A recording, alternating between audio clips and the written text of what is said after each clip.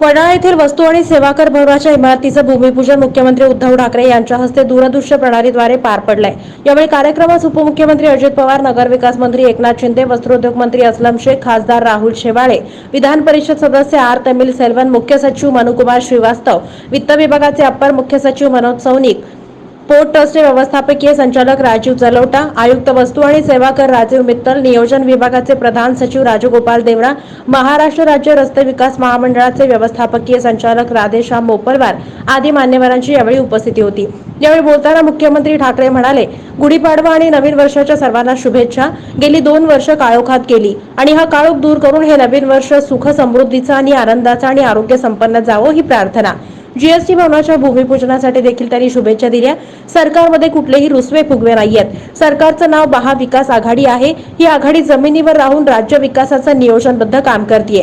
GST इमारतीच्या भूमिपूजनाचं श्रेय अजित पवार यांना आहे। अजितदादांनी या सरकारनं प्रत्यक्ष इमारतीच्या जागेसाठी पाठपुरावा केला आणि अनेक परवानग्या मिळवल्या। मागील 2 वर्ष आपण प्रत्यक्ष कामात दिसलो नव्हतो, पण त्या पाठीमागे आपण अनेक विकास कामांचं नियोजन केलं। त्यातूनच आजच्या पर्यावरणपूरक नवीन वास्तूचं भूमिपूजन होत आहे। इमारतीचं संकल्पचित्र अप्रतिम आहे। अनेकदा अनेक जण घोषणा करून नारळ फोडतात आणि यातून फक्त नारळाची विक्री वाढते। आपलं तसं नाही। आज आपण प्रत्यक्ष काम सुरू करतोय, हा महत्त्वाचा फरक आहे।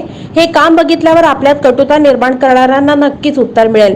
सरकार पाडण्यासाठी प्रयत्न करणाऱ्यांना आपल्या कृतीतून आपण आज चोखच उत्तर दिलंय। आमच्यात कुठलेही भेदभाव नाहीत हे दाखवून दिलंय। मनातील संकल्प पूर्ण करायला राज्याच्या तिजोरीत अर्थबळ लागतं। वस्तू आणि सेवा कर राज्य अर्थव्यवस्थेचा पाठकणा आणि तो मजबूत झालाच पाहिजे। या कर संकलनात महाराष्ट्र देशात प्रथम क्रमांकाचं राज्य ही अभिमानाची बाब। त्यासाठी सर्व अधिकारी, कर्मचारी आणि अजितदादांना लाख लाख धन्यवाद। जीएसटी विभाग देशाचा आणि राज्याचा मोठा आधार आहे। सध्या जे वातावरण निर्माण केलं जाते, महाराष्ट्राची बदनामी करण्याचं कारस्थान सुरू आहे।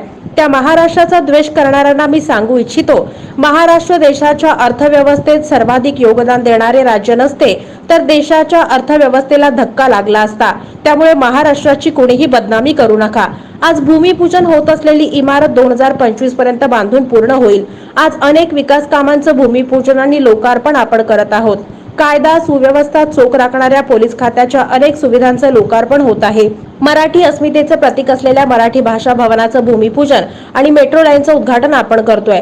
आपण काम करत होतो आणि आहोत, पण आता घेत असलेलं कष्ट मोठ्यानं सांगण्याची वेळ आली आहे। महाराष्ट्राची बदनामी करणाऱ्यांना छेद देऊन विकास कामं लोकांपर्यंत पोहोचवण्याची वेळ आली आहे। आज भूमिपूजन होत असलेली इमारत इतकी देखणी असावी की लोकांनी ती पाहण्यासाठी यावी। देशातील जीएसटी विभागाच्या इमारतीपैकी ही इमारत सर्वात देखणी इमारत ठरावी। ही शासकीय इमारत असली तरी ती शासकीय वाटणार नाही, अशा पद्धतीने याचं काम व्हावं।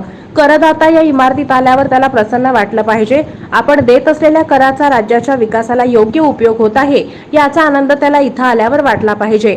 या दृष्टीनं आपण सर्वोत्तम काम कराल यात शंका नाही। अधिकारी कर्मचाऱ्यांचं प्रशिक्षण महत्त्वाचं। कामाच्या प्रशिक्षणासोबतच जनतेशी कसं वागावं आणि येणारा माणूस हसतमुखानं परत गेला पाहिजे, याकडे देखील लक्ष द्यावं।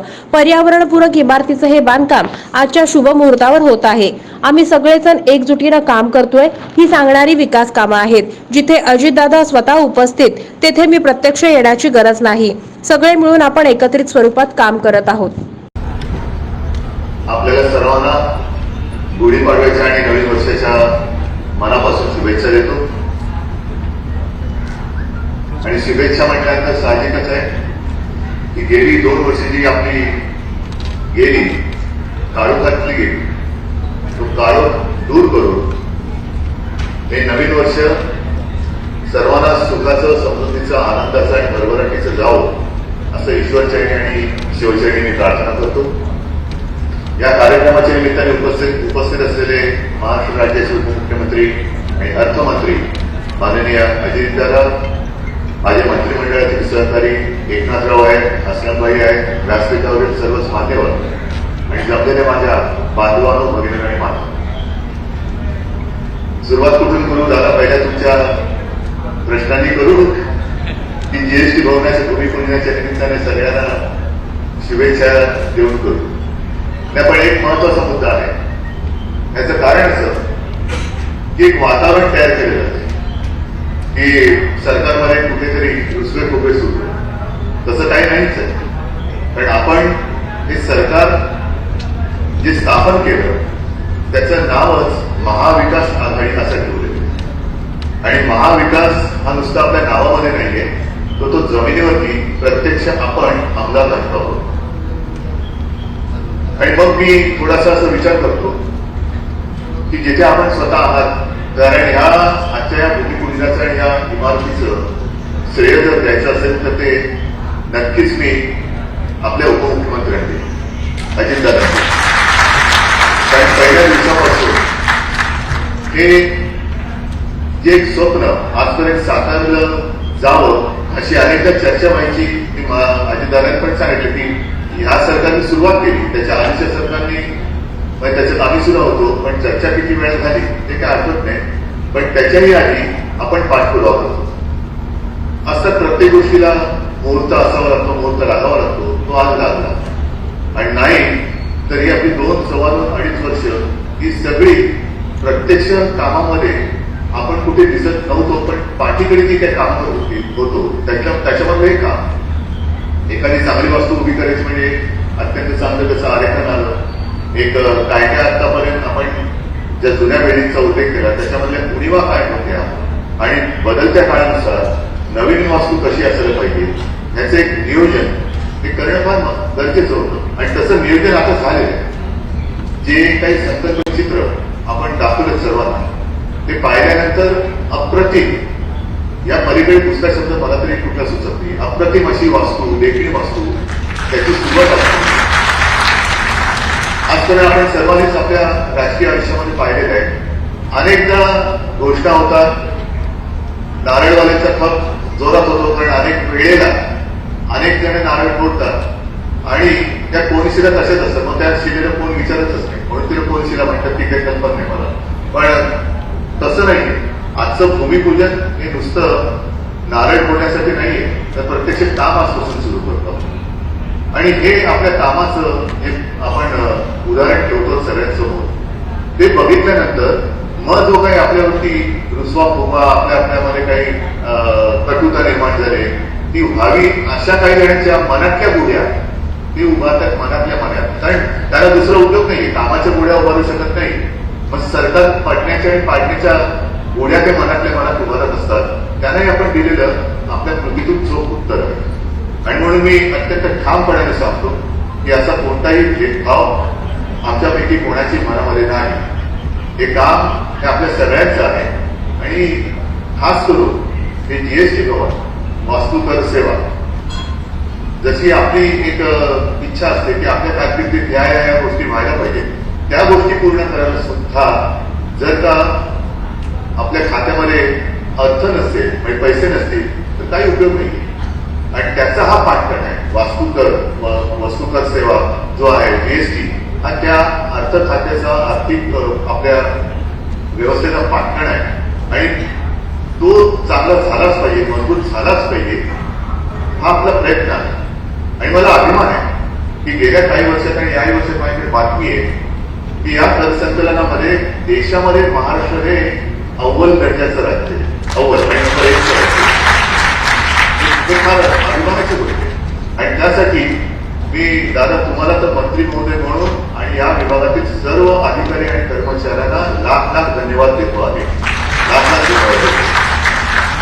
हे देशातलं नंबर 1चं राज्य हा कर संकलन करण्यामधलं म्हणजेच काय तर देशाची जी आर्थिक परिस्थिती आहे तिचा हा मोठा आधार आहे. महाराष्ट्र आधार आहे या भारताचा म्हटल्यानंतर हा आधार हा नुसतं काव्य पंक्तींमध्ये किंवा शब्दांमध्ये न ठेवता तो आम्ही दाखवून देतो आणि दाखवून दिलेला आहे.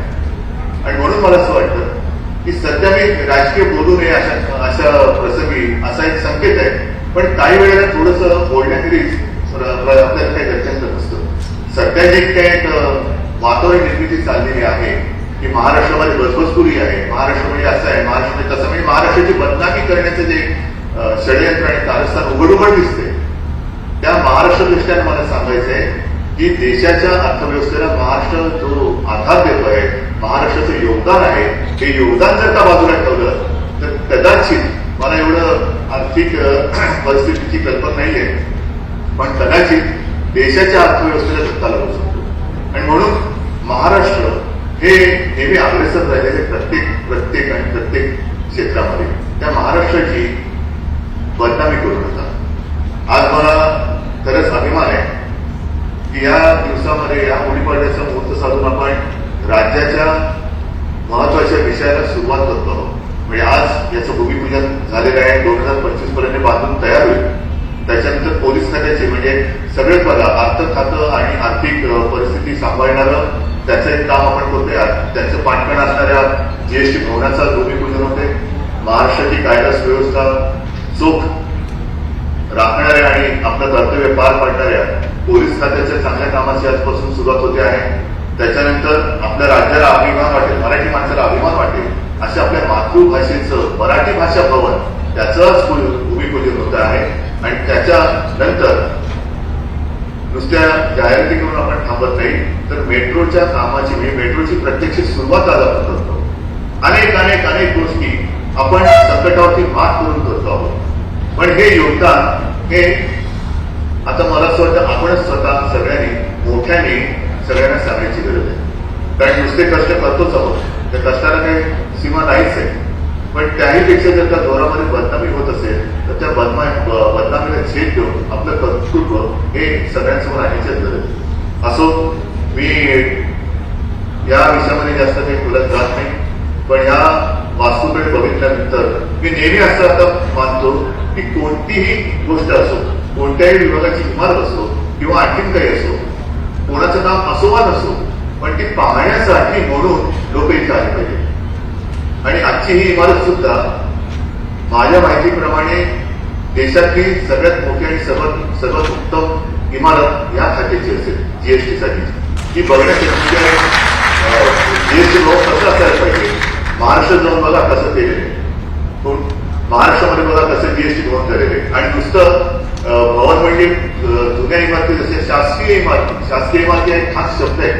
कारण त्याच्या इमारतीतलं काम कसं असतं, त्यात दारं कशी असतात, खिडक्या कशा असतात, टॉयलेट कसे असतात. म्हणजे कोणी एक लक्षात घ्या की ज्या वेळेला आपण या खात्याचं कौतुक करतो त्याच वेळेला हे खातं ज्यांच्या खात्यावरती असतं तो करदाता तिथे आल्यानंतर त्याला प्रसन्न वाटलं पाहिजे की मी जो काही कर भरतो आहे त्या कराचं सोनं होतंय आणि माझ्या राज्यात त्याचा उपयोग होतोय. बघा माझ्या या कराची जी काही जिकडे संकलन होत आहे त्याची इमारत जाऊन बघा आणि तो स्वतः सुद्धा नुसती इमारत पाहायला आला पाहिजे. अशी देखणी इमारत मला खात्री आहे की टिकेलाच आजपर्यंत मी आणि सगळ्यांनीच आपली जी काही कामं पाहिली ती सर्वोत्तम अशीच आहे. आणि म्हणून मला खात्री आहे, स्वतःला आत्मविश्वास आहे की हेही काम हे आपण सर्वोत्तम केल्याशिवाय राहणार नाही.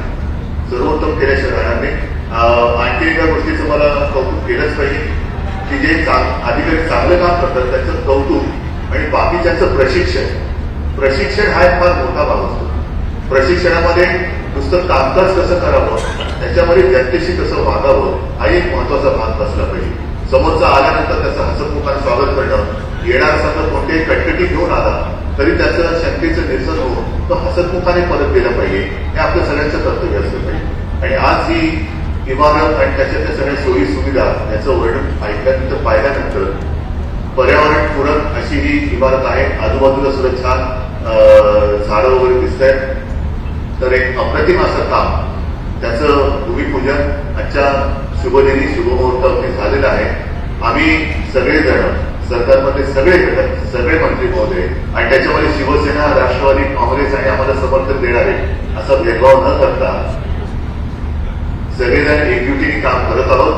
आणि म्हणून मगाशी मी बोलताना थोडंसं राहिलं की दादा मी असं थोडंसं विचार करतो की जिथे तुम्ही स्वतः आहात तिकडे पुन्हा मी येण्याची आवश्यकता नाही.